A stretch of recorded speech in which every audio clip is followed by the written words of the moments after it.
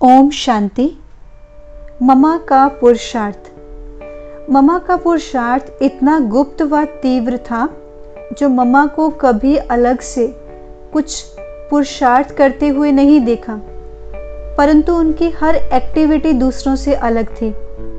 Mama कहती थी हमारा पुरुषार्थ सदा गुप्त होना चाहिए, दिखावा नहीं।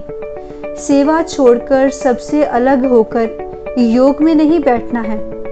सब कुछ करते हुए, सबके साथ रहते हुए गुप्त पुरुषार्थ करना चाहिए, दोनों का बैलेंस हो। मम्मा भी खुद ऐसे ही करती थी। कितनी बार मम्मा को चांदनी रातों में अकेले ही शिव साजन से रूह रिहान करते देखा गया। मम्मा 2-2:30 बजे उठकर बाबा को बड़े प्यार से याद करती थी। ये मम्मा की रूटीन थी। फिर 4 से 5 संगठन में सबके साथ योग करती थी। मम्मा को कभी किसी ने योग लगाते हुए नहीं देखा। उनकी अवस्था हर समय ही योग युक्त रहती थी। बुद्धि जैसे ऊपर परम धाम में लटकी हुई रहती थी। मम्मा सबके साथ होते हुए भी अपने आप में अकेली ही रहती थी। उनका विशेष गुण था अंतर्मुखता। मम्मा ने कभी हंसी मजाक करके अपना समय व्यर्थ बातों में नहीं गवाया। मम्मा किसी का ध्यान अपनी ओर आकर्षित नहीं होने देती थी, सदा बाबा की ओर इशारा करती थी। चंद्रमणि दादी जी बताते हैं कि कई बार हम मम्मा से पूछते थे, मम्मा आप क्या सोच रही हैं, आप कहाँ पर हैं? तब मम्मा बोलती थी, मैं यहाँ नहीं चल रही हूँ, मैं तो बैकुंठ की धरनी पर चल रही हूँ। कभी कभी मम्मा सुनाती थी, मुझे महारानी श्री लक्ष्मी व महाराज कुमारी श्री राधा के रूप में ये अनुभव हुआ। तो माना मम्मा का चलना, मम्मा के संकल्प बोल कुछ भी साधारण नहीं थे।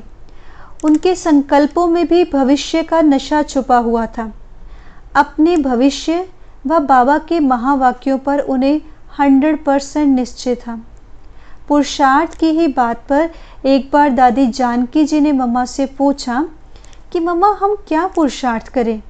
तब मम्मा ने कहा, सदैव समझो ये मेरी अंतिम घड़ी है, वो दिन और आज का दिन। दादी जी कहते कि मुझे मम्मा का वो मंत्र नहीं भूला कि हर घड़ी हमारी अंतिम घड़ी है और मुझे बाबा की याद में रहना है। मम्मा ने कभी अपना शो अर्थात दिखावा नहीं किया। वह कितनी भी सेवा करती थी, लेकिन कभी अपने मुख से नहीं कहा कि मैंने इतनी सेवा की।